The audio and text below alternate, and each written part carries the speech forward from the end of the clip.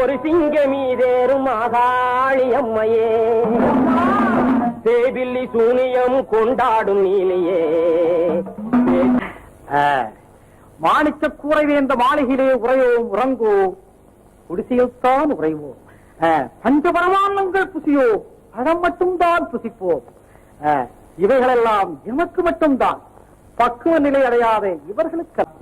வாய்மதமும் யானையின் மும்மதமும் வார்த்தையான சம்மதமும் தவிர இந்த உலகத்தில் வேறு எம்மதமும் பொய்யப்பனே. அது கருதியே யாம் இங்குற்றிருக்கிறோம். மன்னா, நாட்டிற்கு தேவை அறிவுதான். அறிவு தோன்றினால் அஞ்ஞானம் அகலும். அஞ்ஞானம் அகன்றால் மெஞ்ஞானம் மின்னி விஞ்ஞானம் தோன்றும்.